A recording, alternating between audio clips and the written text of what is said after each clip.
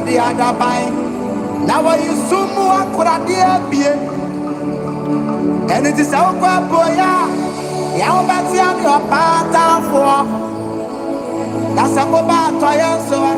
Also that's your OPATAFUOR. And if it's so, Yawbatian OPATAFUOR. Ah, now for so gradia. A hobby now was said, baby. Yeah, Professor OPATAFUOR. Man of God.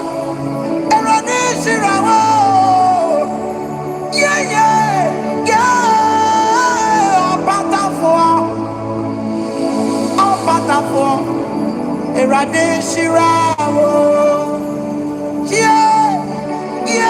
Professor OPATAFUOR, where you go,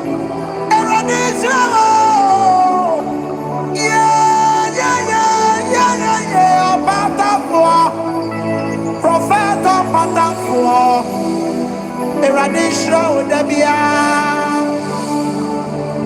Maya bofira na fedia menyini mi wuru ni phobia otese OPATAFUOR akanesi ofira neba osha nechina OPATAFUOR odena wodi asam na asam so ne rade esa no nyame aya no why they say on my dendene osi ujatano na odumo to me makana na from peswe afesi ana osa yarewa that's how can be on pa eya ejuri piem kese esa no nyame aya no ni di OPATAFUOR that's a who sign this monia obaya chama Arinya wo yiri anambo su se Dubai ayo nyankopon sonfo ema mo yi edie sa oya ne money esuro no every say won kita radidi kwawate yeah Professor OPATAFUOR man of God erode sinama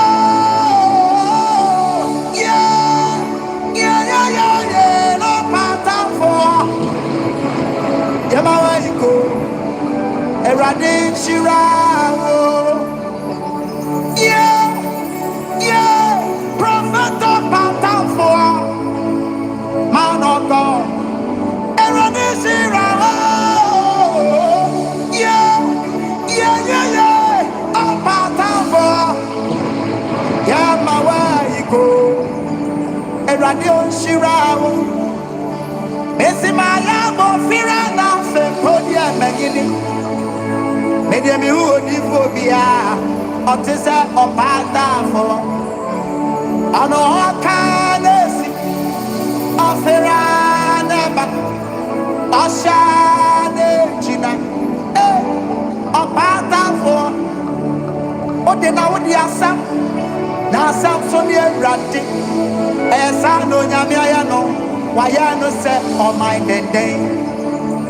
Osi ujatano na odum ojatu mi akana na for peswegu afesi na osa yarewa nasa wakano brompa ejuria epiemu kese sano nyame aya no ni di OPATAFUOR ayo nyankopon sonfo ema wuye yo we are the money esuro no we say one kita eradi de kwa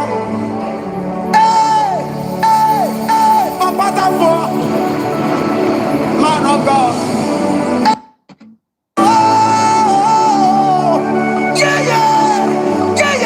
no OPATAFUOR Yamawaiko eradi shirawo the spirit of heaven ministry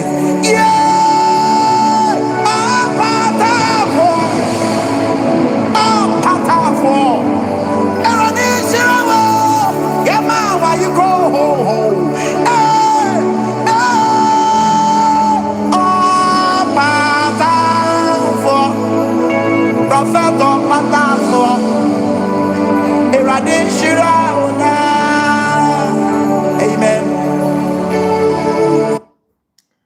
Hello. It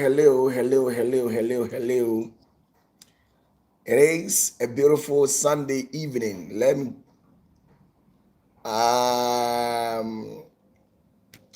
quickly greet you this very evening. Today happens to be on the 31st of August 2025. Yes, of course. Tomorrow happens to be Monday, and then on the 1st of September. Wow. Could you appear Asante? Let me take your greetings for a while so that after taking up the greetings, we'll proceed to what is next. Nanaya Bushen. Nanaya, how you doing? Mary Magdalene, how you doing? Sheena, Alex. We have Ebenezer Dunya, my sweetest mom, Elizabeth Odro. Eva Dubuahin. Nanajo Briabua, Yao Ufori. Ajin Nana Kojo Daniel. And then Kodrama Nkwa, how you all doing? Samuel Abuaji, I can see you. Your life. Okay, you are all welcome on board. In case if you're watching me, you can as well bring in your comment at the comment section, and I'll be gladly to read it out. Reverend Tony, how you doing? I'm Fiao Dakwa, the class prefect of the house, and at the same time, he is the boys prefect. Dr. Kudru, Charlie Wagwan. Okay, me day here. And then we have Stephen Nado, also live. Ebenezer Hinitechi from Australia, like. And then we have Schofield. Reverend Joseph Jima, Polisuma, South Africa. How you all doing? KP, what's your real name? Let me know. Araba Kumsen, Ebenezer Dunya. I've already made mention of your name. Gloria Queen. Yes, of course. I'm your Moses of this end time. Akosia Sewa Accra, I believe you are doing fervently well. My mere queer beauty, how you doing? Hope you are swimming in a pot of health. Who else is online? Kindly leave your comment in the comment section. Eunice, how you doing? Michael Champon. Hope you're faring very well. Augustina Aqua. Okay, how you doing? Yes. Okay, I'm also doing well. Yes. Extremely well. Okay. Ejakwesi Philip. That's very nice name. Wow. Yeah, boy. Big ups to you. How you doing with my me man, Nico? Rexford Boachi, how you doing? I believe you are doing well. That's very great. Richmond, you're welcome on board. Early beginnings of this month. Gifty Ayuli, how you doing? Josephine Quay, how you doing? I'm doing well. Hope you're also doing same. Early beginnings of this month, I actually told you something. Now, approximately over 3 thereabout. Yeah. When you are trying to scale it out, about 300 people, not 300 as ordinary 300, I'm talking respect to 300 million. 300 million people, their souls have been captured within this month of August. And hey, how I wish all of you people are granted access to have a view of whatever that transpired in the realms of the spirit in the month of August. About 300 million people, their souls have been arrested in a satanic world this month alone. I told you that they were actually doing some operations, and this operation, the main agenda in here is that they They've got to knock some people down financially. The main agenda was to knock people down financially. So after these August, a lot is going to happen in the life of people. Extreme poverty. Extreme poverty. It's not easy. So on the 1st of August, on the 1st of September, a lot of things are going to happen. People are going to gnash out their teeth and scream so hard because things are going to turn upside down. Things are not going to work on their favor. It will affect even government agencies and politicians across the global world. People are going to complain bitterly.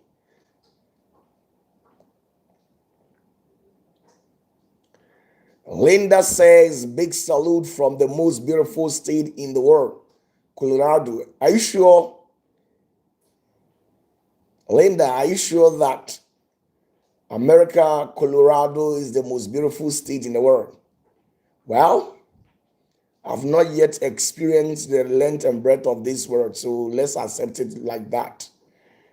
Colorado. Oh my goodness. So you see, these are some of the main reasons why I was actually trying to give you people some rituals to perform so that when it happens, the Spirit of God can help you navigate your way out of these life vicissitudes that we are about to experience for about 13 months. Most of the people out there are going to be knocked down for about 13 months, which is approximately 1 year, 1 month when it comes to this current calendar that we're using. So get that. So from 1st September till 2026,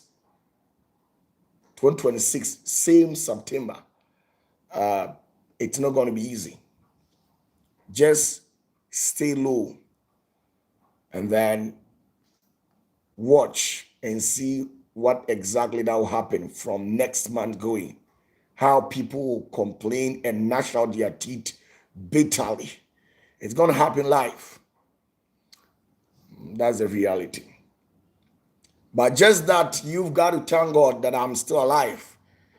And when it got to the boisterous movement in the life of these Israel people, God actually sent in Moses to liberate them.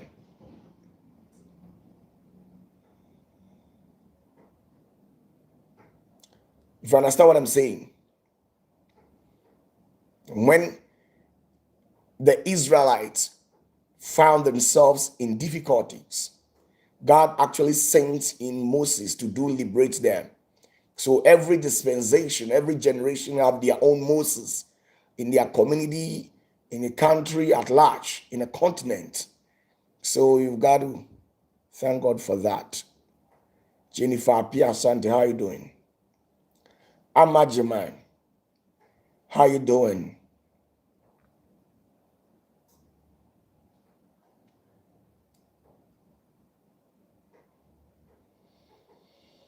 Wow.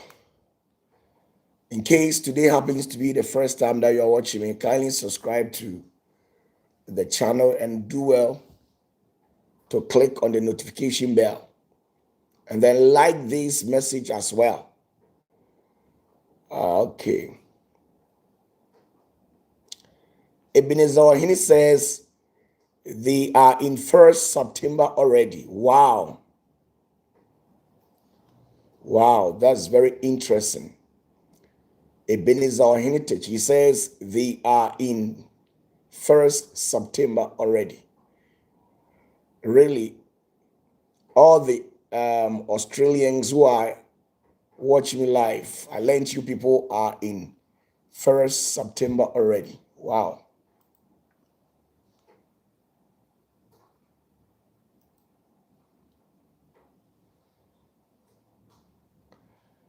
Jennifer, Ade, Charlie, Ade, your man Day, Ade, cool eye.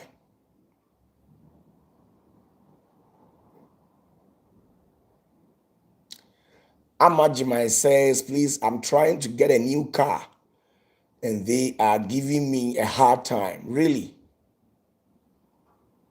Wow. That's very interesting.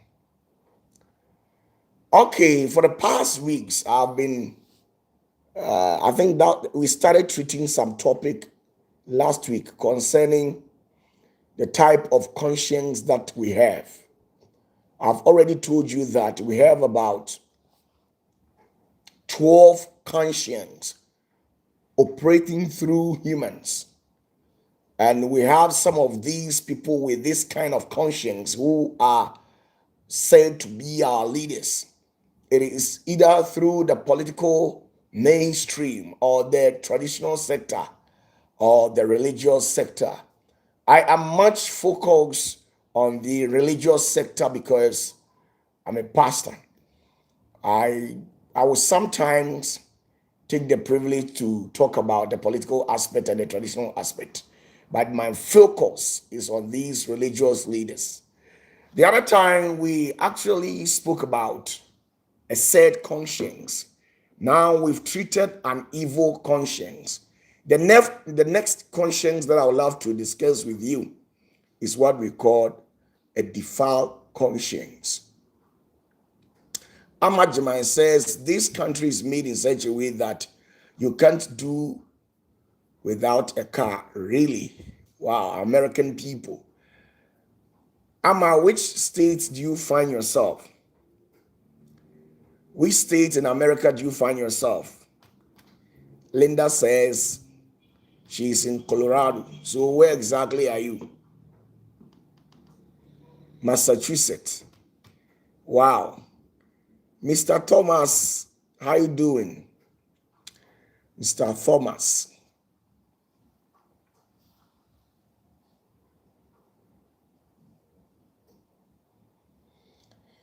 You find yourself, you live in Massachusetts. Is it Massachusetts? You people living in Massachusetts, is it a state or a city? Please, if you can help me with that. If you people can help me with that. Massachusetts, is it a state or it's a city? Wow, it's a state, right? Wow, Massachusetts.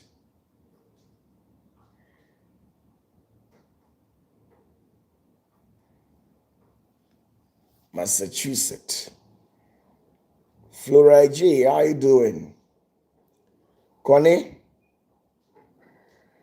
I know when it comes to you, it has to be dealt with, or else you'll kill us with old soups. Well, back to whatever that I was actually saying. You see, the human conscience, it is a complex and enigmatic entity that plays a pivotal role in navigating the intricacies of morality.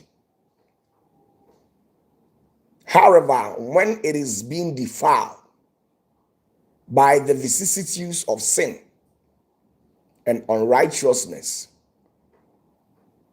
it can lead you astray. There are so many leaders in the political fraternal world, in the traditional world, in the religious world, whose conscience are being defiled. And most of the times, you people following these people, you are not aware of them. Sometimes all the preachings being heard on these social media platforms, on TV stations, and then radio at large, majority of the things that these men of God out there propagate, it comes directly from a defiled conscience. And most of the times, these people They are not worth for you people to listen and then emulate from them, since their conscience are defiled. They preach about certain things that are not worth substantive. They have so interest in things that will not yield a positive dividend unto you. They make advantage over the little opportunities that comes before them. Most of the people who have had an encounter with these said people who have a defiled conscience, majority of these people, their life were negated by the same spirit that these said men of God were operating with. So tonight, I've got to come tell you that not all these preachers that you see on the mainstream that are wealthy for you to do listen to them.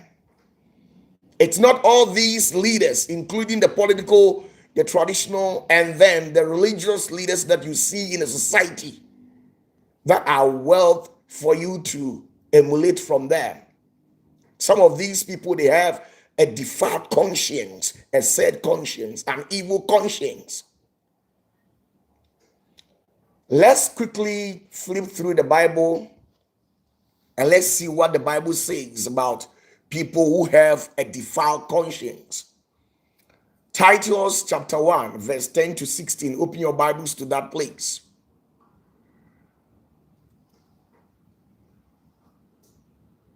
Titus chapter 1, verse 10 to 16. Let's see something from the Bible. You can as well do write it at the comment section. Most of you people who are good at jotting down things. Yes, Ebenezer had jotted it down over there. Titus chapter 1, verse 10 to 16, please. Ebenezer, correct it. Titus chapter 1, verse Titus. Chapter number 1, verse 10 to 16. Let's see something from that scripture. Verse number 10.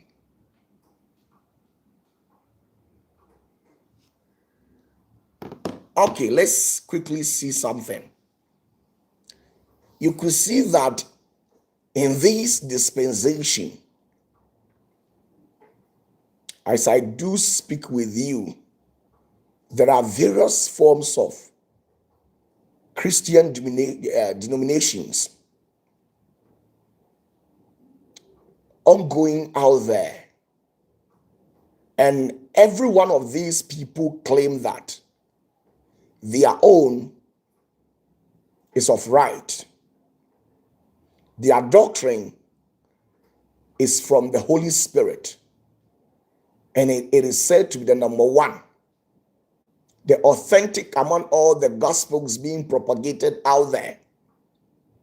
So how would you be able to clarify things to see that whatever that these people are saying out there, it goes in line with the scriptures? You see, the devil in question over here is a master manipulator. The devil can manipulate systems to favor its evil agenda and plans without you yourself being aware of it. There are leaders out there at the upper echelon, the top notch, the 33rd degrees dimension. They are masters of deception. Sometimes they pretend to come to you wearing a sheep clothing, but within themselves, they are the wolves to which the Bible warns us to be very careful about them. How would you be able to assess and get to know that this said doctrine being propagated by these said people are never from the Holy Spirit? Unless sometimes whatever that these people will tell you, you try and then compare it to what the Bible says. if it doesn't go in content with what is written in scriptures, you have every right to abolish it. But probably because these said men of God have gone to visit fetish priests, priestess, contacted demons of a higher dimensions, and these said demons have granted them certain powers to which these people can use the power to hypnotize you. They can use the said powers to manipulate you people without you yourself even being aware of it. So these said masters of manipulation, they have amassed a lot of crowd under them. And sometimes when you look at some of the crowd that they pull in society, you might be tempted to say that if they are not genuine, how come they have been able to pull up this sort of crowd? But you must understand that Bible says that Jesus once said to his people that he is going, and he's not just going to leave us just like that.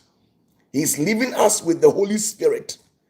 But the saddest aspect of it is that anybody who works with or who goes with the Holy Spirit will not be accepted in this world. Why? Because the Holy Spirit is not for people who are in this world.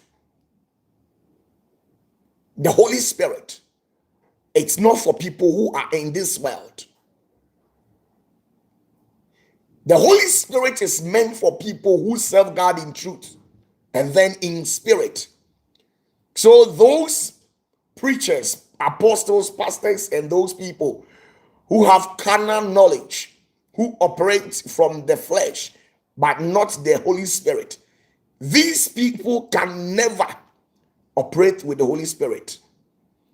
And once you are without the Holy Spirit, you can never be able to ascertain the genuineness of somebody.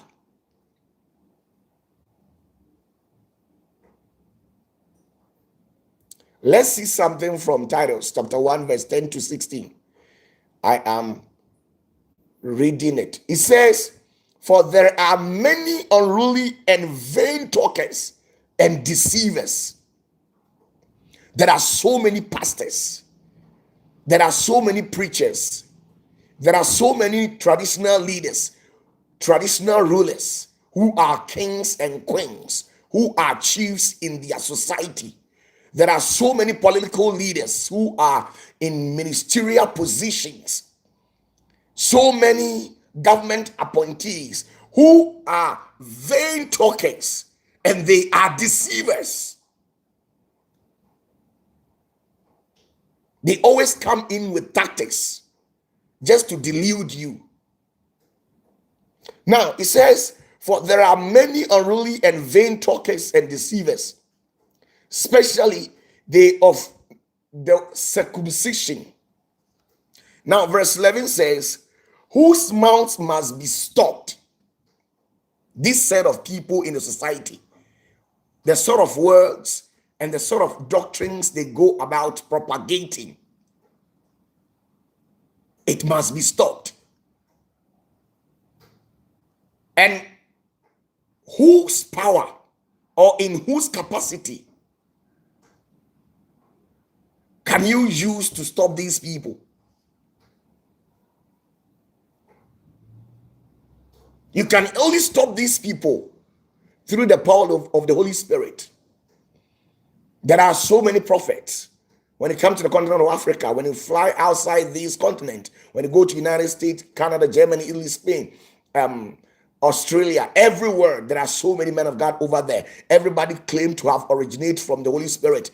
They claim to be original, authentic, genuine. They have not gone to sought for any evil powers. All these people are in the miracle business, but yet they all carry the same agenda. They will tell you that Jesus is still in the miracle business. But when you get closer to these people, it is then that you realize that all the said miracles that they have been airing on Facebook, TikTok, YouTube, and other social vices, it was never true. When you go to Nigeria, it is there. When you come to Ghana, it is there. When you go to South Africa, Namibia, Kenya, it is everywhere. There are so many men of God over there who claims to be original. They have not gone to seek for any evil powers. They are all claiming that they are genuine. But my question is, how would you claim to have originated from the original source, from the Holy Spirit, and yet you conspire with people, you stage prophecies, you stage miracles, the signs and wonders to which these people profess to have performed in churches? These people stage it.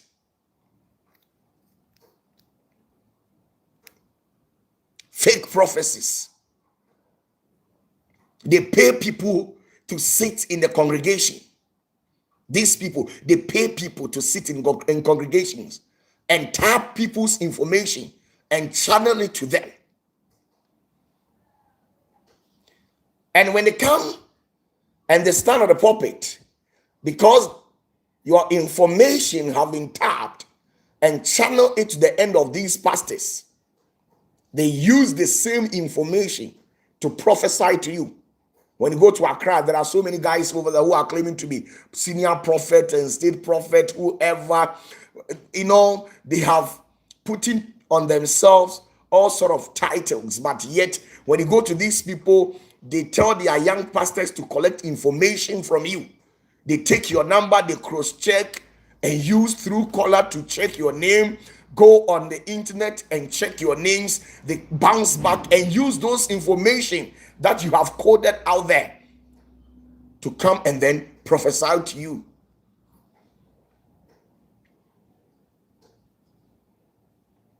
They go out there based on the information that they have taken from you. Sometimes some of these churches, when you get to their prayer grounds, they send one particular person to come and engage with you.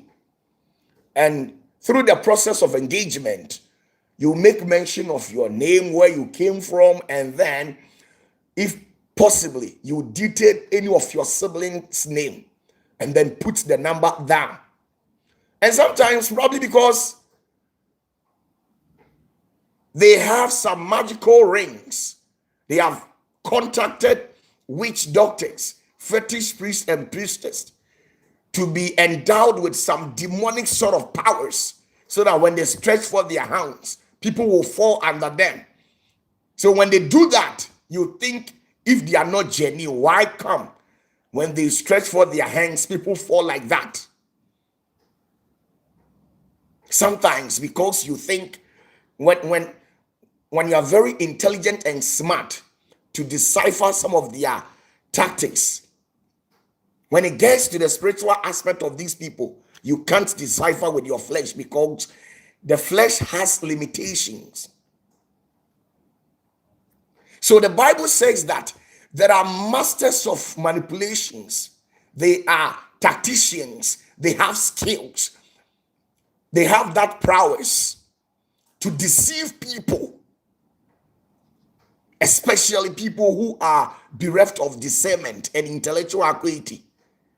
Those who are mostly uneducated, who can't even write their names. These people can deceive you very well, because you don't even know anything about the Bible. There are so many pastors who read the Bible upside down like that. They turn it and read it upside down. And they preach it on their pulpits, and their congregants applaud them for preaching a falsified gospel to them. They accept it because they themselves, they don't know the true word of God. They have been made to believe in evil and devilish doctrines. And anybody who is seated under a pastor who keeps on propagating an evil doctrine should understand that you have ate from the bowl of Jezebel. Now it says, whose mouth must be stopped, who serveth whole houses. You see, there are certain pastors, certain bishops, certain evangelists. They subvert the whole house into what? They subvert whole houses, teaching things which they ought not, for filthy what? Lucre's sake. The whole house. There are certain pastors. They subvert a whole family. under an evil teaching for lacri's sake. When we talk about a lacri's sake, it means for money's sake. There are so many pastors who are into ministry because of money. They are certainly not there because they need you to repent and retract from your evil ways. Whether you go astray or put on an anti-behavior, they don't care. We have gotten certain pastors in this end time who even goes against the true teachings of God. There are some pastors who fight Jesus. We have a lot of pastors in this country who claim that they don't believe Jesus. Is it the name you don't believe or that body? Yeshua or Yahushua. When you read from Genesis to Revelation, all these biblical chapters made an account and reference to a being called Yeshua. Daniel says he saw a sheep. He made mention of Jesus. He showed reference to somebody, a being who existed in the kingdom of God. Isaiah also made mention of Yeshua. Ezekiel also made mention of it. Moses also had an encounter with Jesus several times. Even Jesus himself came out to say the truth that during the days of Abraham had wanted to meet him. And when Abraham had an encounter with him, Jesus, Abraham was happy. Jesus came out to confess. It means from Genesis to the Bible, Revelation, every quotation and every scripture in there can give a vivid account of the existence of Yeshua, who in recent times is being named as Jesus. But yet there are pastors in the continent of Africa, Ghana to be precise, who claim to have originated from God, but yet they don't believe Jesus.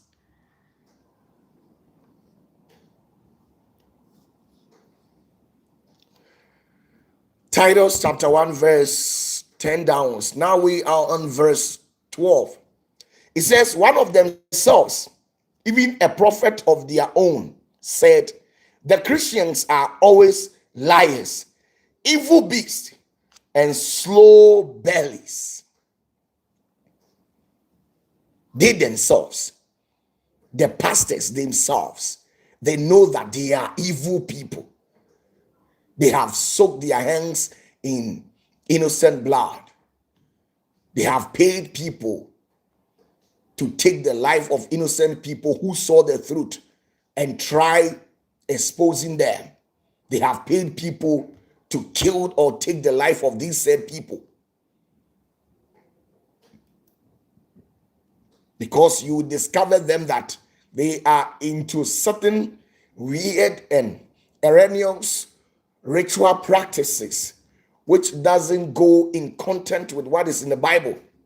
And when you try exposing these people and your security is not of the top notch, these people will come after you. They will pay people to come and take your life. They will pay people to come and take your life. It says the Christians, they themselves, they are liars. These pastors preach lies. These preachers, they preach lies. They say things that they themselves, they are not obliged to respond to it.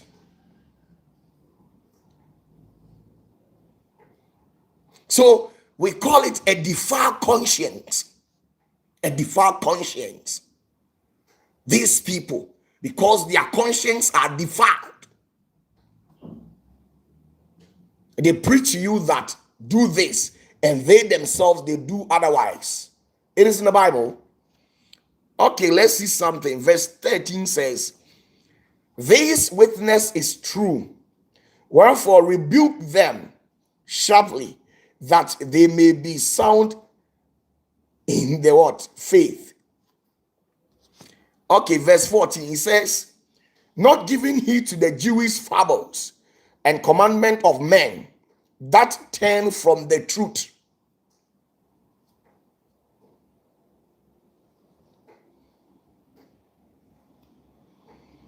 I'm telling you the truth. It says, rebuke those people. Rebuke those people. The fables of the Jews, the concoctions stories of these pastors. They stand on the pulpit and preach concoctions story. They tell you lies from their own human conscience, the defiled conscience, the sad conscience, the evil conscience that they have carried around for years. They go around propagating any sad messages claiming to be originating from the Holy Spirit. Now, in this country, there's this young guy whose father was into these spiritual churches. Now, when you trace the track records of this young guy who claimed to be a spiritual president of the spiritual churches, he just emerged just recently, I think 2-3 years ago. His father used to be in Akodie in Obuasi Road and later settled at Pankrono. Go and check the track records of his father, the number of people that he had killed, the number of persons to which he committed an abominable act, a shameful propensity and heinous crimes against. And lo and behold, this guy just sprouted like a flower from nowhere and claiming that God has given him power. Now, when you confront this guy, he will tell you that he doesn't believe in Jesus. He doesn't believe in Jesus, but yet he believes in God. How deceptive could you be? You don't believe in Jesus, but you believe in God. How?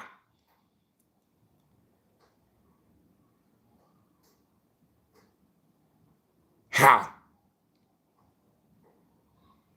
You don't believe in Jesus, but you believe in God. How can you operate on the wings and verses of God without through the Holy Spirit? And once the Holy Spirit is at play, you should remind yourself that Jesus is also at play. Because Jesus wouldn't have been able to do all the things that he did if hadn't been through the grace of the Holy Spirit. So any place you find yourself where the Holy Spirit is, it means that Jesus is also there. You don't go about carrying yourself, telling people that you don't believe in the said Jesus. Yeshua, is it the name that you don't believe in it, or the said embodiment that you don't believe in it? Yeshua, or Yahushua, or Yeshua Mashiach. This man, when you read from Genesis to Revelation, it gives a biblical account on where these people from the Old Testament had an encounter with him. It gives a biblical account on where most of these people had an encounter with Jesus.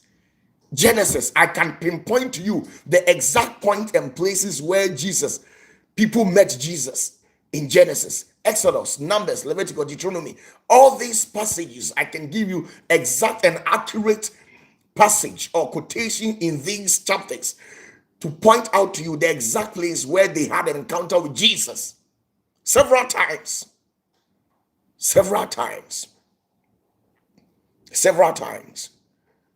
And a pastor was so bold enough that it was God who sent him to this world to liberate people from the powers of darkness.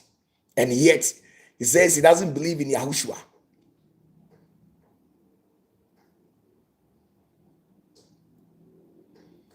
He said, you don't believe in Yahushua. To which most of these Bible quotations, it made references to the existence of even Christ before he came into this material world to bear the name Jesus. Before he came into this material world to bear the name Jesus, he had already existed, saving people, the old and ancient people, our predecessors. These people, he had already been in existence. And you tell me that you don't believe in him, but yet it was God who sent you to this world. Which kind of God are you telling us? Can you be more specific and tell us the exact God who sent you? and told you that don't believe in my son Yahushua or Yeshua Mashiach or Jesus, you can go ahead and liberate my people, but don't believe in Jesus. Who said that? What kind of God sent you? These were the set type of people that the Bible was talking about. It's of no news to us in this end time to see men of God who are on televisions televising their fake and staged prophecies, their fake and staged miracles that they claim to have performed.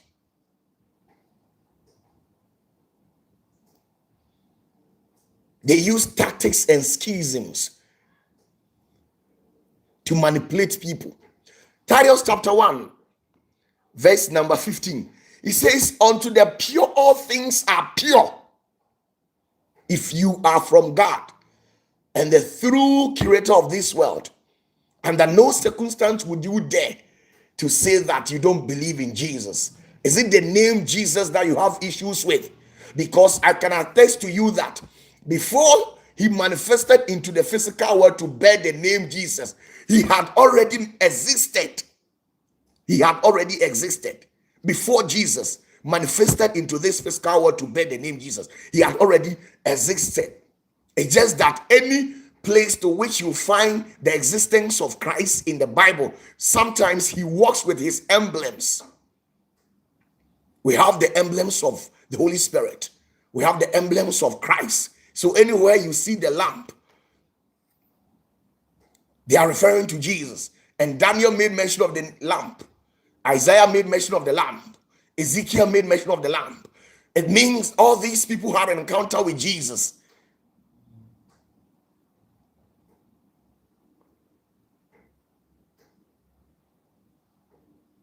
The Messiah was there. He predates time. He predates time. He was there. Yahushua was there. Yeshua was there. But you are claiming that you are from God, but you don't believe in him. And yet you professes that it was God who sent you to this world to come and liberate people. You go about wearing long dresses, tying yourselves with some red ropes, carrying sword and these things, acting like a mad person. When Jesus was in action, he didn't need any of these things. The Holy Spirit is a gentle spirit, a gentle spirit. When the Holy Spirit is with you, he is a gentle spirit. But your spirit, there are some people, when there's some spirit comes upon them, the way they behave as if they are from the marine kingdom. What kind of a spirit are you talking about? Is it how the apostles behaved? When the Holy Spirit descended upon the apostles, they never behaved in the way that some of these pastors are behaving. Very weird. Let me continue and tell you the truth. It says, Titus chapter 1, verse number 15 says, unto these the pure is all unto the pure all things are pure, but unto them that are defiled and unbelieving is nothing pure, but even their mind and conscience is defiled. There are some prophets and pastors whose conscience and mind are defiled.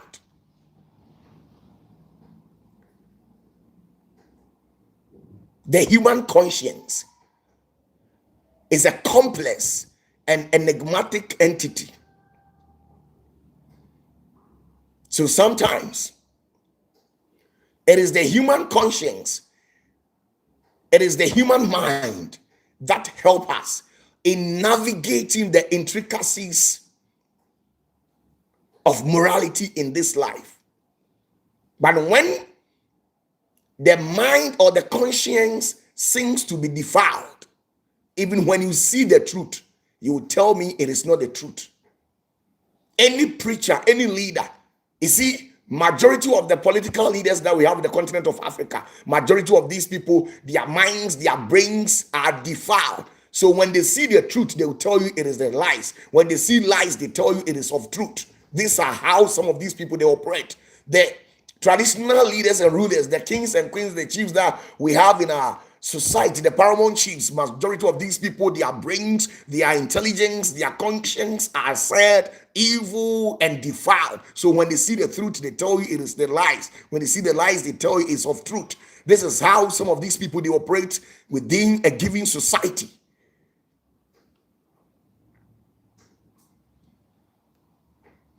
The last one, it says, Titus chapter 1 verse 16. Or it says, they profess that they know God. Today, when you tell any man of God that you are not from God, they will become offended. So that's exactly what the Bible is saying. It says they profess they know God, but in works they deny him. You see what the Bible is saying? Titus chapter 1 verse 16. Every pastor in this world claims to have originated from the Spirit of God, but their actions and words, their works, denies God.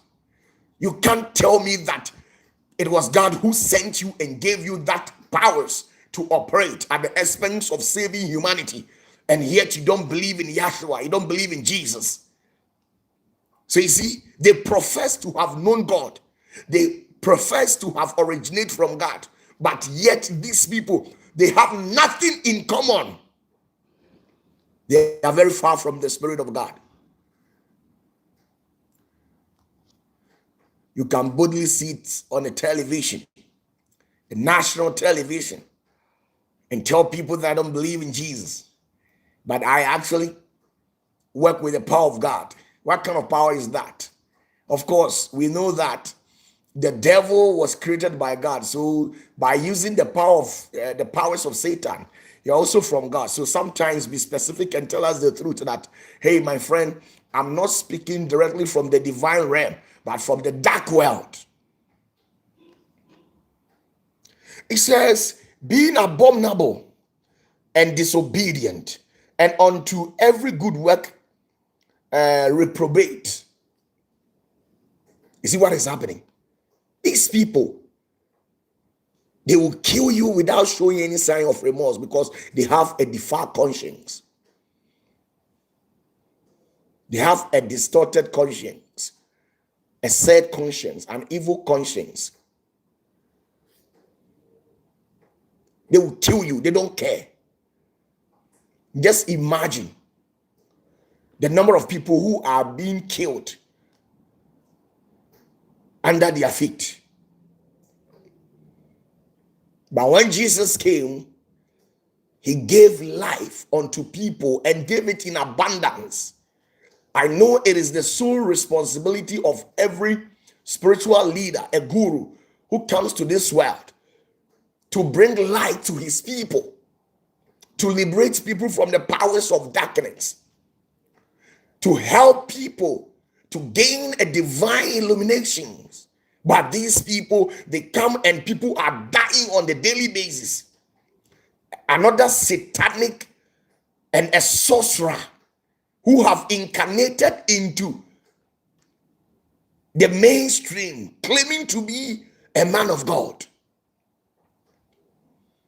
At the beginning of his ministry, he laid false claims that there's nothing like witchcraft. There's nothing like sorcery. Meanwhile, the Bible made mention of some of these evil practices, but this said guy was able to stand on television and threw dust into the eyes of people and made them believe that there is nothing like spiritual realm. So don't believe anything that is highly susceptible to paranormal. Don't believe it. And most of these people, they believed him, followed him, because they are without the Holy Spirit. Only for us to wake up and we saw him selling powder to these people. So my question in here is that since there hadn't been no existence of spiritual entities, there is nothing, we shouldn't believe in anything that is highly susceptible to paranormal. We shouldn't believe in existence of any spirit. How come you are selling powder to us?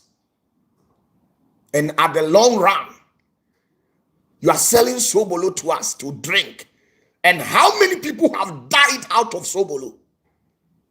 How many people have died? Ministers have lost their loved ones, MPs, regional people. I know some chief people in this country whose family members went there to take some of these sobolo and they have died. Very evil and cruel man, laying false claims. And sometimes, what makes you think this man came into ministry? He came into ministry because of a lottery. That is money. Because you told me that I shouldn't believe in the existence of spirituality. It's because of money. It's because of money.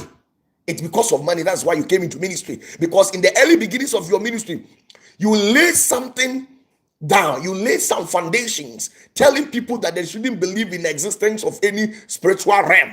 They shouldn't believe in spirituality. Meanwhile, the Bible goes on to confirm that anybody who wants to serve God should serve Him in truth and in spirit. So how come you were laying false claims? It means even people with the fleshy, the carnal mindset, they can't even see the glory of God. Jesus said that the Holy Spirit is not from this world. So many of you people fight the Holy Spirit. Many of you people can't accept the Holy Spirit. That is exactly what God said. Because I know for a fact that under no circumstance would anybody fully filled with the power of the Holy Spirit can be hypnotized under the influence of evil or black magic. It doesn't work like that. Because when God bestowed His grace and power onto the apostles and prophets and these people who were following these people in life, nobody was able to come in and interject and forcefully perpetrate an evil agenda in their midst.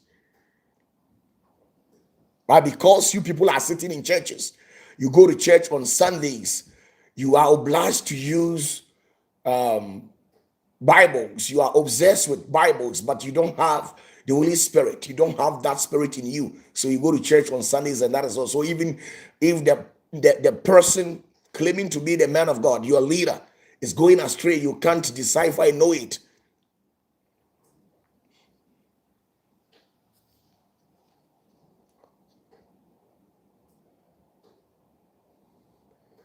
It says, unto them, the pure is always pure.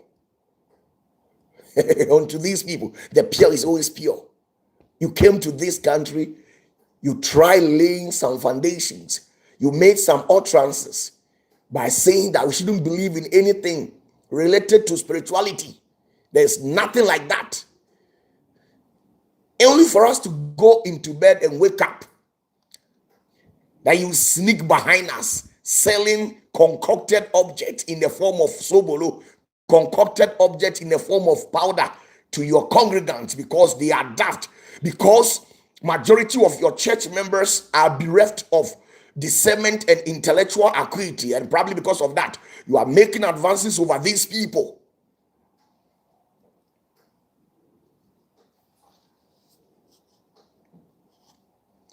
Jesus said it. He says, the Holy Spirit, not all and sundry can receive it. Not all and sundry can permit the actions of the Holy Spirit.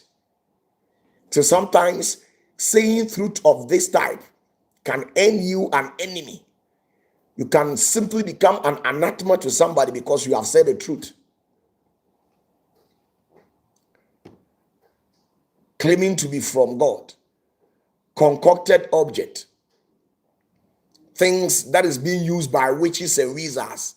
This is where these pastors have been using in their churches. And you go there, you pay money, they give it to you. They tell you go and buy Florida water. An object being used by witches, spiritualists, wizards, sorcerers. And when you go to South Africa, they call them Zangomes. When you go to Nigeria, we call them witch doctors. When it comes to this country, Ghana, the Ghanaians call them the fetish priest and priestess. They give you Florida water to go and use it. And by doing that, it will create a loophole through which the demons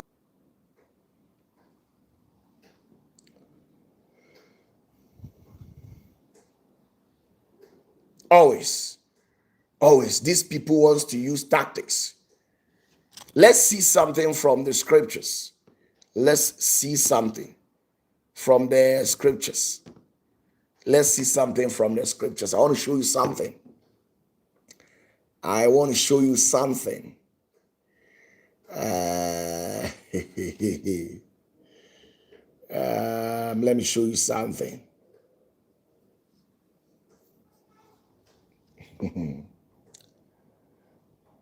We have a lot of pastors in here. Let me tell you something.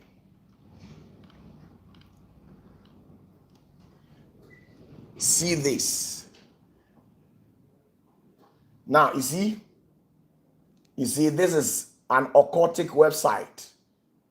Florida Water is a cologne that originated in the 1800s in the United States and has since become whatever, right? Now, who are the said people who uses these things? Who are the said people? It says Florida Water is versatile and powerful tool in witchcraft, spiritual practices.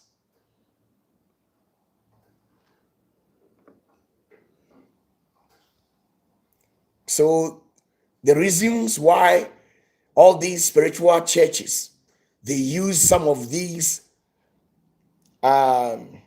products in their services is because majority of the powers that they claim they are using, it originates from the cones and covens of witches and wizards. It comes from occultic worlds.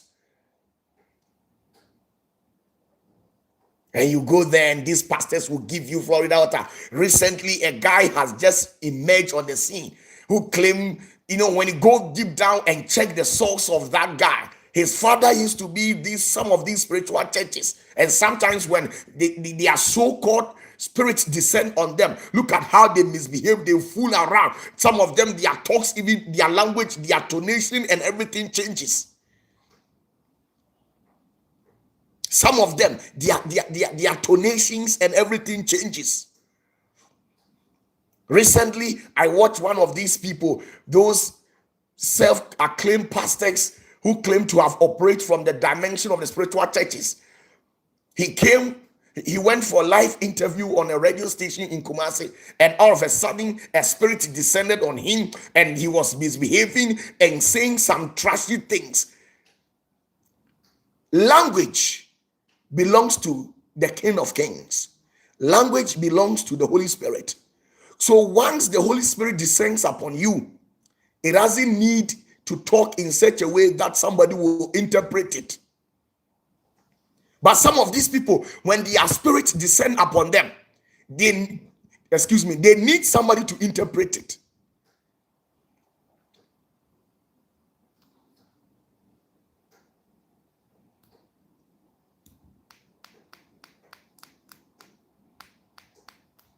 You call it Florida Water.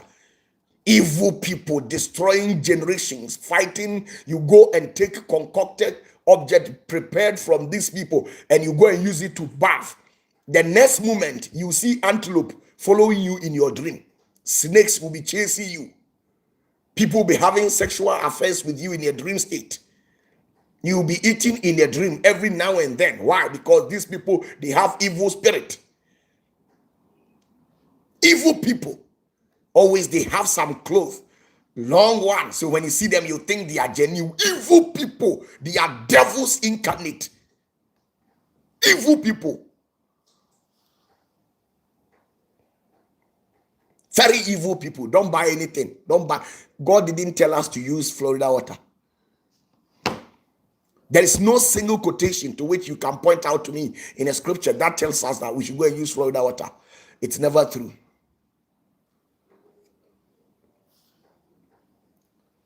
The man who discovered this Florida Water, do research. Why was he a 33rd degree Freemasonry? He was part of certain secret societies.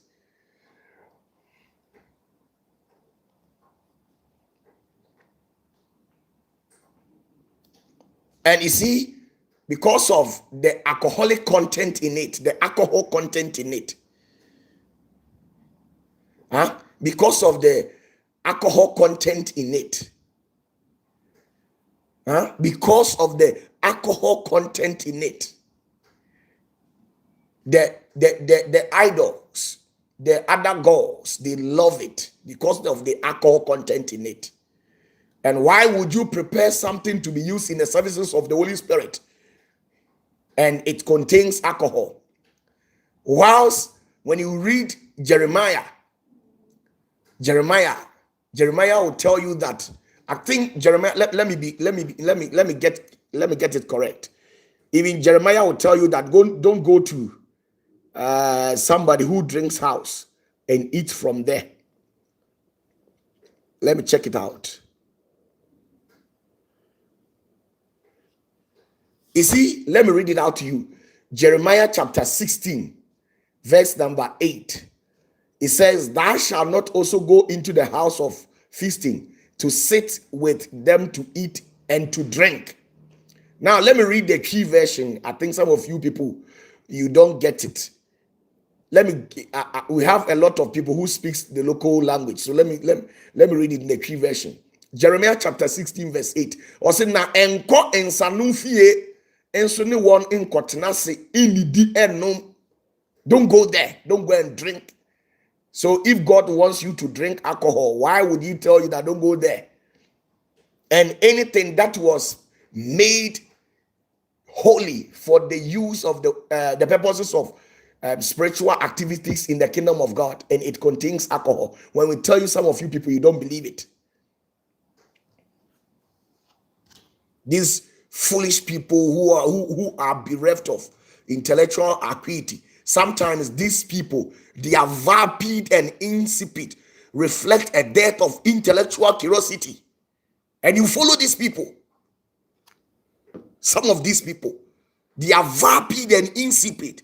It reflects a dearth of intellectual curiosity.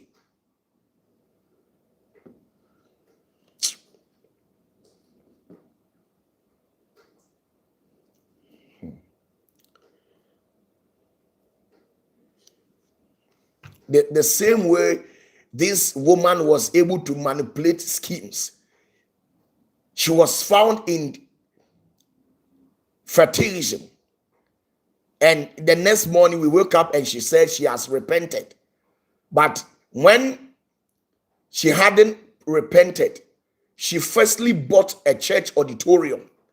So behind her mindset, she has this mentality that when she changes from the mode of operation, that is from the fertilization, she will change it and bring everything into this Christian worship. Now she brought all these things into this Christian worship, and also that place, she went there to dupe people, promise people, made fake and empty promises. She had not changed. This lady has not changed. She literally insulted the hell out of everybody. All the pastors, all the president, all the ministers, all the MPs and kings and queens that we have in this country. She can go naked. And she is proud of herself to show her nakedness to the world. Whether you like it or not, she is a woman of God. She had tattooed herself. Her butt, her body, every part of her contains tattoos. And she doesn't feel shy. She boldly removes and showcases it to the world for millions and thousands of people to watch the tattoos that she has on her body. And she doesn't feel shameful. She doesn't care. And yet there were still some people in this country who were supporting these people. I learned this very evening that the lawyer who was actually fighting for her so that she'll be granted amnesty to come out, I learned the lawyer is dead. It's an alleged, right? I saw it on one of these blogger sites. I don't really trust it unless it becomes officially confirmed, because most of these bloggers, they can just go out and blog anything anyhow. So sometimes when you follow them too much, you'll be misinformed and misled by them.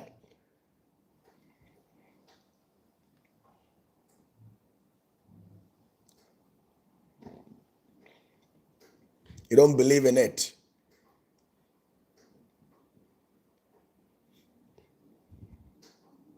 The hypocrisy in this country is top notch.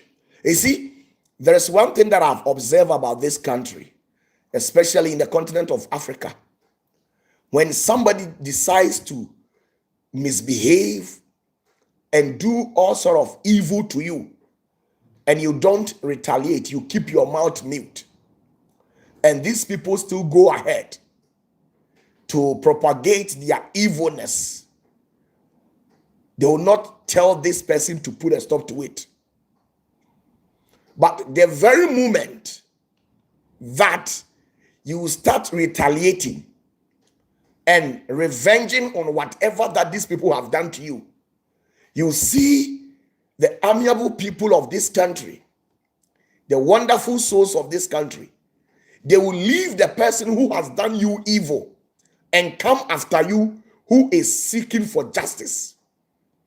This is what I've observed in this country. So somebody will be throwing dust into your eyes, doing all sort of things, pointing his or her left fingers to you. You will not say anything. But the very moment you decide to talk, you see them coming after you, leaving the one who has done you a lot of evil things. This is what I've observed about black people. When you go to Nigeria, Kenya, South Africa, Ghana, everywhere, it is there. That is why when you go to Nigeria, people are still killing people on the daily basis, and you think the politicians are not aware of it. The politicians in Nigeria are the people behind the killings of these people.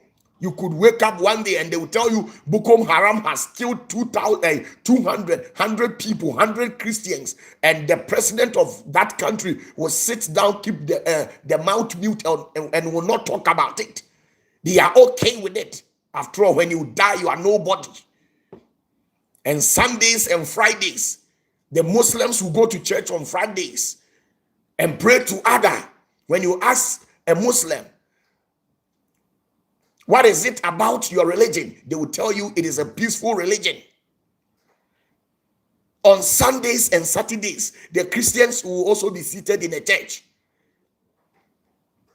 We all came to meet God, but when you put your phone there, it will disappear. I don't know the one who steals, who actually stole it. But when you are bold enough to stand on a pulpit and ask them, who is a thief in our midst?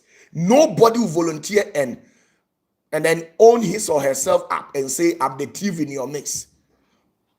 But when you put your phone there, it will disappear.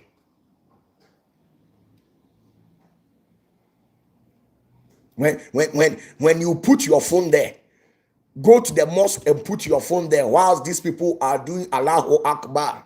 By the time you realize the Allahu Akbar has disappeared the phone, go to the Christian churches on public convocations. Go to Church of Pentecost, Assemblies of God, CAC, even my church, my own church, said it. Come there.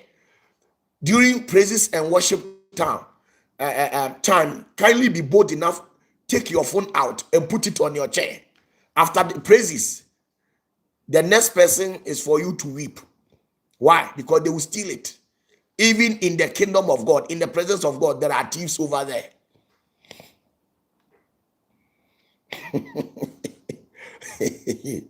Oh my goodness. Let me show you something. Let me show you something. Let me show you something. It is very important in the scriptures. Let me show you something. Let me show you something.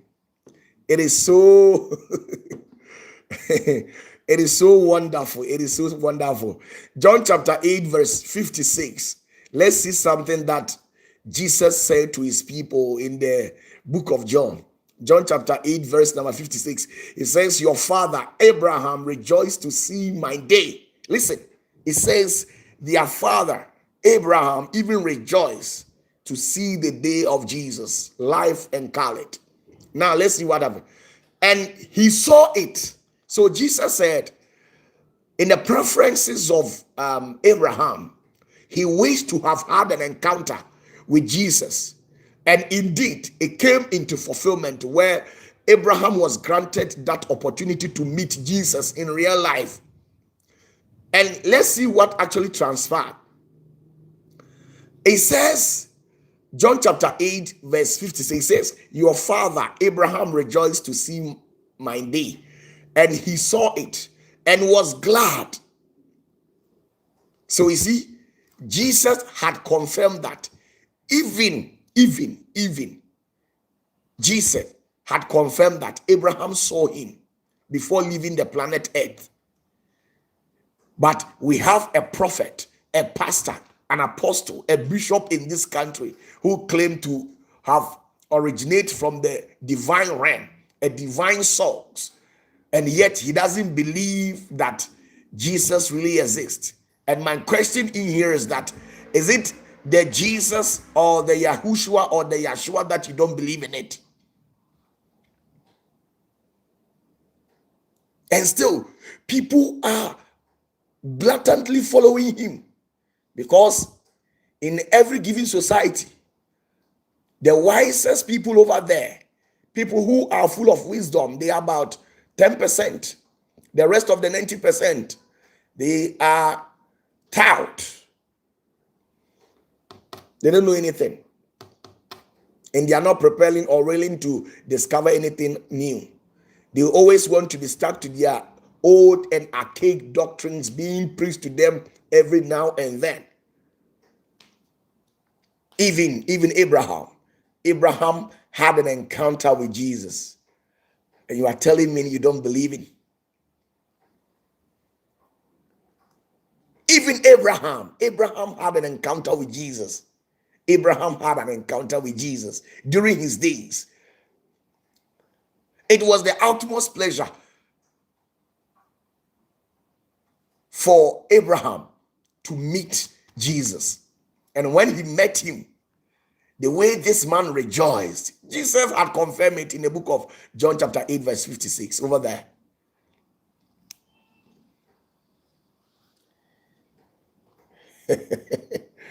Be very careful with the kind of people that you roll with.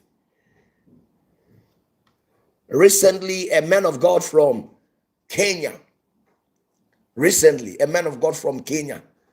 I learned he said the end time will come in, I think, September, August, or something like that, or July. That man of God with some scary BS. I don't want to make mention of his name due to security reasons. A man of God in Kenya with scary BS, with bald head. He says the kingdom of God will come in, I think, August or September, like that. You can find it out on the internet.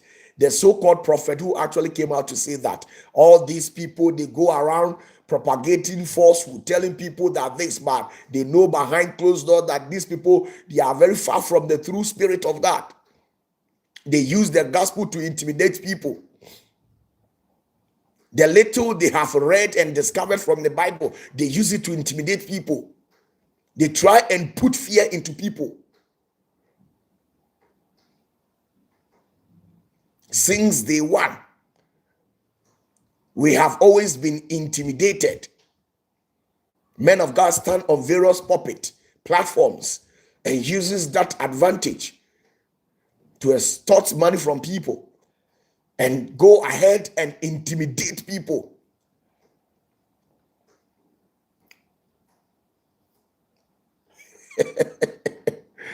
My goodness.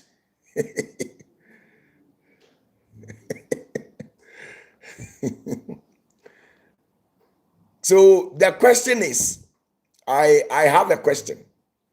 Now, recently we actually had a man of God in this country who also came out to say that those 8 people who died in helicopter crash was as a result of the president imprisoning this lady who has used dubious means to extort money from people and also committed heinous crimes against people. He said God killed those people because they have held this lady in prison. So the question in here is that now the lawyer who has availed himself to bring this woman out is also dead. So he should come out and tell us what actually killed the woman. Because if God killed those 8 people because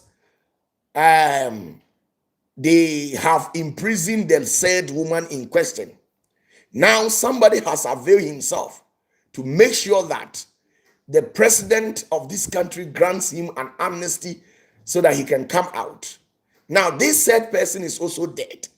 So why didn't God grant this man, because he is a young guy, why didn't God grant him long life to live? Because he has chosen a good faith.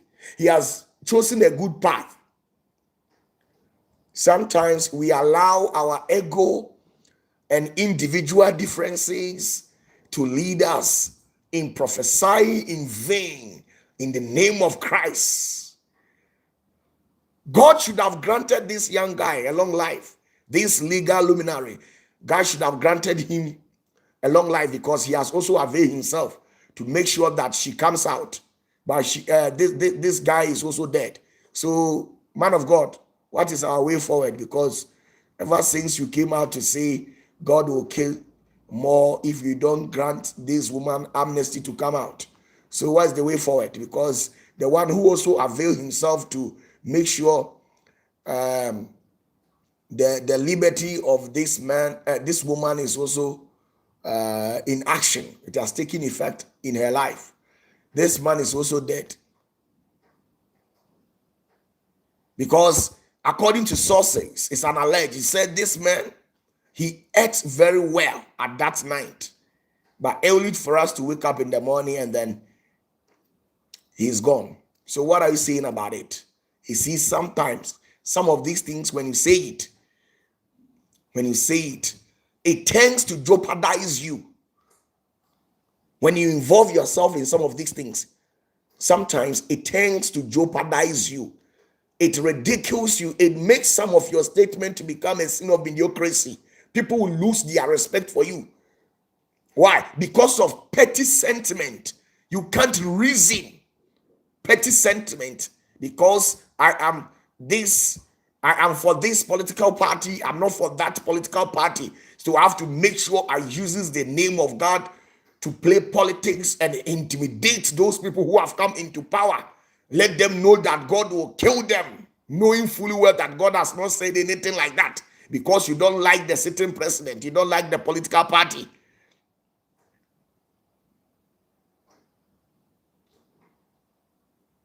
You lose respect. Bible says that Jesus, because of how he used to carry himself, he earned respect from God and earned respect from humanity. At the end of the day, the gift that God has bestowed upon you,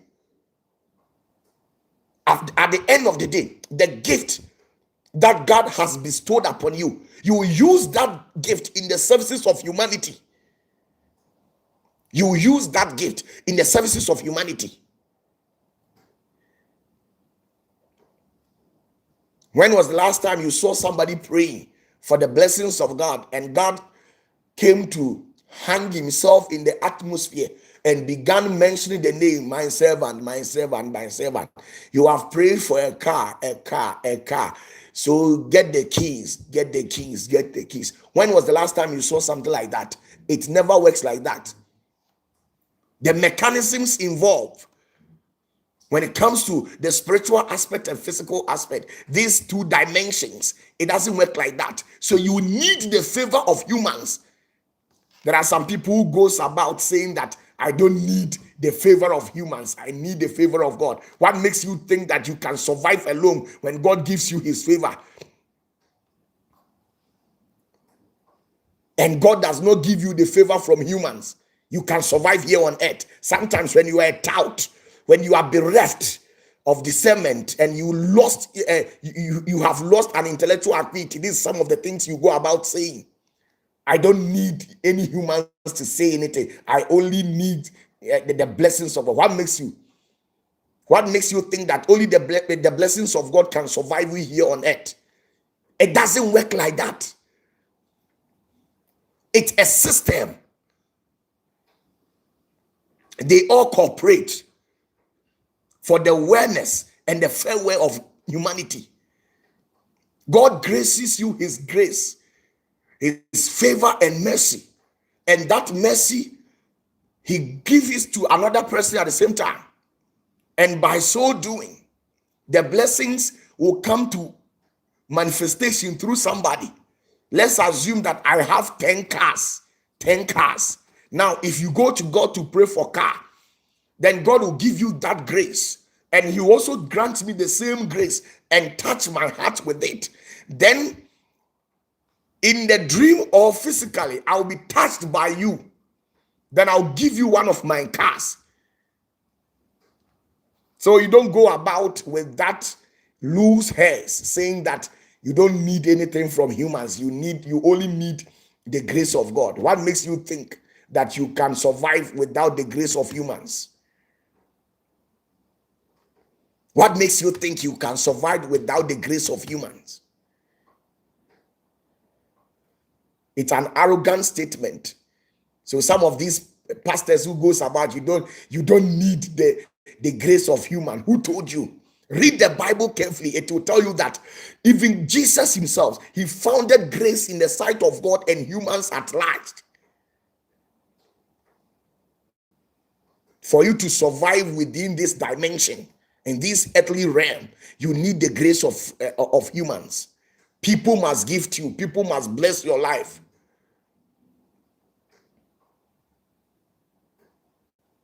So sometimes, as a man of God, you must be neutral. Don't say certain things because of petty sentiment. There's one Nigerian, he says, if you are so politically leaned, tribally leaned, ethnically leaned, or politically leaned to your party, to your tribe, to your religion, to an extent where you can't reason beyond petty sentiment, then whoever you claim to be, you don't have any respect. Who told you you don't need the favor of humans? Is that what you think? You don't need the favor of humans. Even Jesus says he was graced in the sight of men and then in the sight of God. Why did God balance it?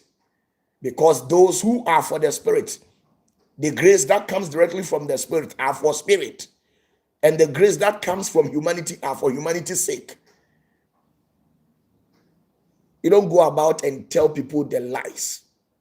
So be careful and watch people with this sort of mentality who have a defiled mindset, and yet they have putting on some suit, carrying Bible, going around because of their own selfish interest, who can't even read between the lines. They propagate lies and go about and making cook-up stories and telling people, making sure people go astray in life. This is not from the Spirit of God. Thank you very much. Tomorrow happens to be on the 1st. So exactly 8 o'clock, I'll post my video. So the video recording, whatever that you can actually save in this month. I'll be posting a video. So exactly 8 o'clock, make a date with me.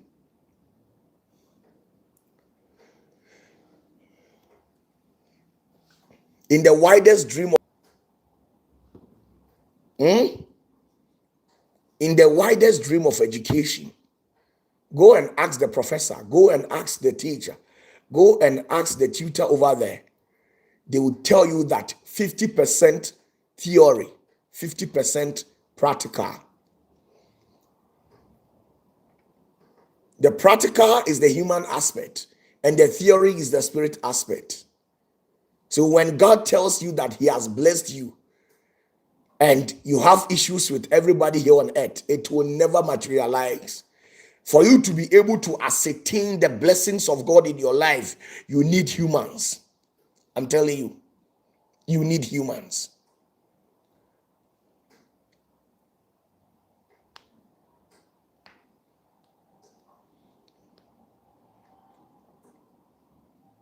I don't preach to favor persons. I preach what is of the spirit. So I know most of you people who are watching me will not love the message, but I've said it. One day you'll remember me when you are dead and gone. Oh my goodness.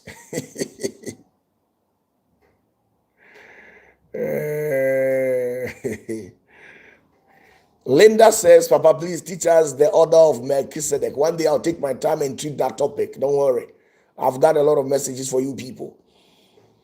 Okay. God bless you. Make sure you don't go and hand yourself to a beast for the beast to destroy your life. There are so many pastors and prophets. They are beasts. They are beasts. When you go to their church, they will kill your destiny, kill your soul, kill your spirit, and destroy you. I saw a certain man. Recently, I was very fortunate to have chanced on a video on some people who happens to be persons who started a church, and the church had lasted more than 30 years in operation, and the church has become big. The said leader of that church is living a flamboyant life, a successful life. But these 8 or 10 people who started ministry and had remained faithful to these people, to this pastor in the church, they still live in a deprived area. Their life is in a state of dilapidation. They don't have anything to write home about. What kind of pastor are you? A pastor that somebody can use a private jet to sow a seed. A pastor that somebody can use private jet to sow a seed in your ministry. And people who started ministry with you over 30 years ago, who began the ministry, who stood with you, who fought behind you. Maybe if hadn't been the support of these people, the ministry wouldn't have come to this level. It is because of the good testimonies that they went out there to testify to people that encouraged some people to even come to the church. Listen to me. Some of these people have remained loyal to you for over 30 to 40 years, and still their life have not changed. But the pastor is living in the state of the art facility, living a flamboyant life, flying in private jet, and you still come and stand on the pulpit and tell me, praise the Lord. What are we praising the Lord for if my life is in this condition?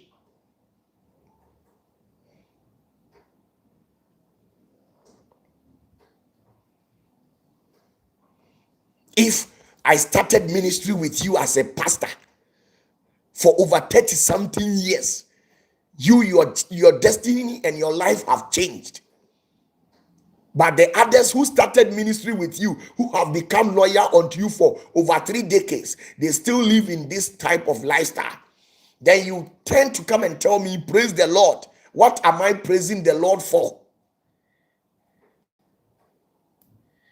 Even people who served under us for 2-3 years, people who served under us, people who served under me 2-3 years, I try to make sure to change their life so that they can also become a living testimony. And some of these pastors, you follow them 10,000 years, still you live in that old lifestyle.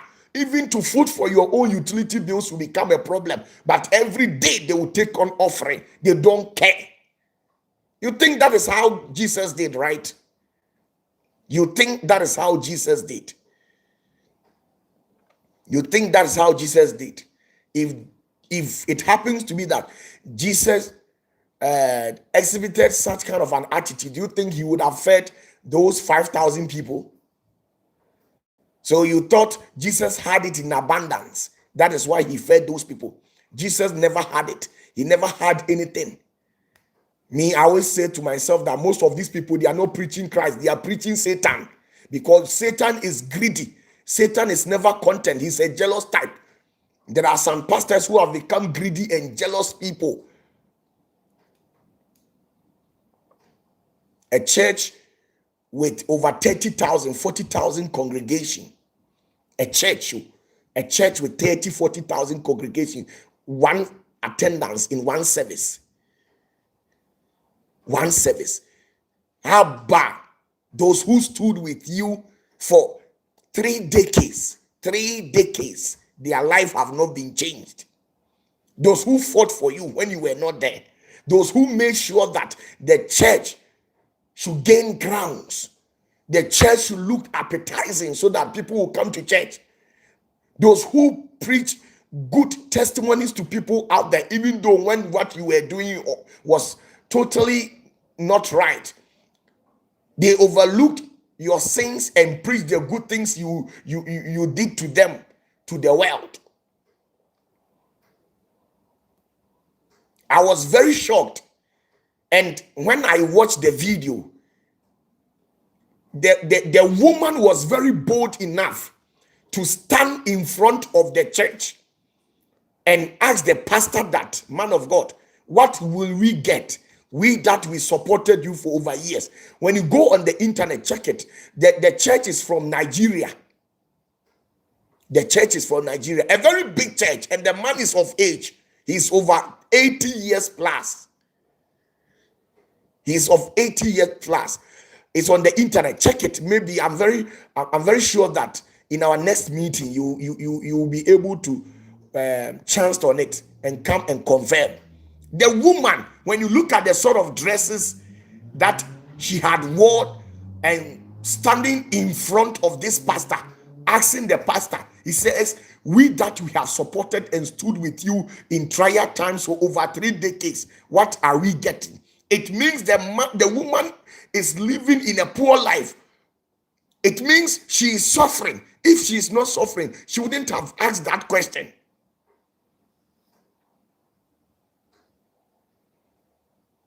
And you tell me this is Christ.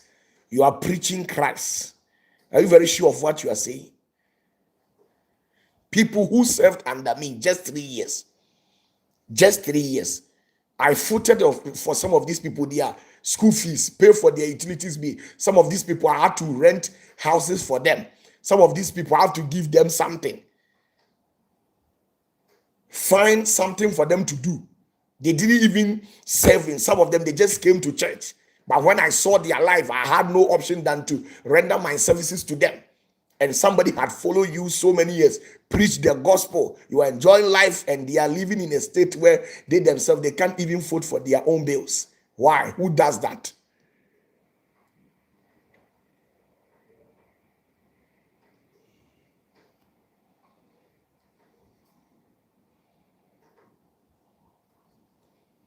Tinedu, he says, and yet some of the, oh yes, I know people are diabolic, humans are diabolic and very evil, but yet don't look onto the bad things that people will do to you. Sometimes just set and fix your mind on the good things that people will do to you, and then also bless others. You see, in this end time, most of the churches are experiencing a seismic shift. Why? Because the way they established the church people are fed up when it comes to these charismatics and orthodox churches. It's like the church members are growing to know that the pastors are using the money for themselves alone. So these days, people are not going to church. You can check it on the internet.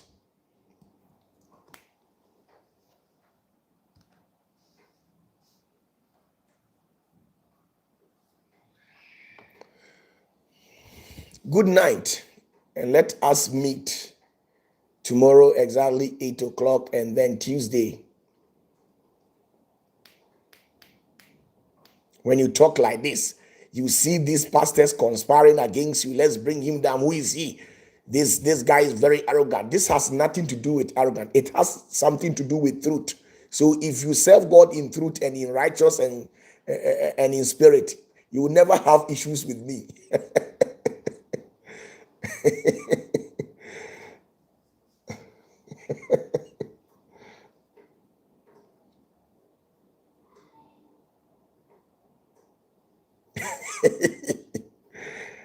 Most of the time, they will tell you, who is this guy?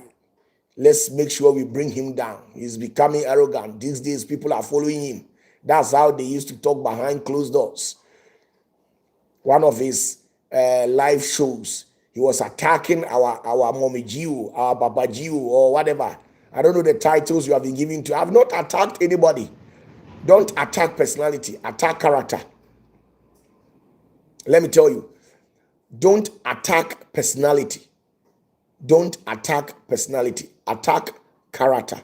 So once you attack character and a fool among them is able to own up and attack you because you have spoken the truth and condemned certain evil behavioral patterns exhibited by these people, then you should know that these people who came to attack you, they are the ones who have put on that said attitude.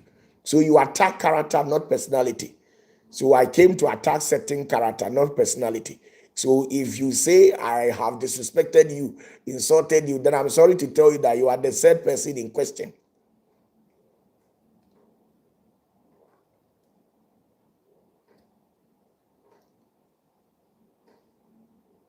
And what makes you think that I'm afraid of you? Connie, Constance, what makes you think that I'm afraid of you? Connie, I'm not afraid of you, Connie. After all, is it not the old soup? Oh my goodness. Tonight, they will squeeze the hell out of me. They will beat me. Because you have come to say things which is highly uncalled for. They will tell you that's not how you should preach. Give honor to whom honor is due. Even if he's a thief, I should give honor to him. Because he's honor is due unto him for being a thief. Oh my goodness. Good night and God bless you all. My class prefect and the superintendent of this live telecast, Dr. Kudru, champion man, salute to you. Good night. Watch those people and their actions. Don't go and collect certain concocted object to go and bat, and later on, you sell your soul to those people. Even your problems will not be solved. Bye-bye.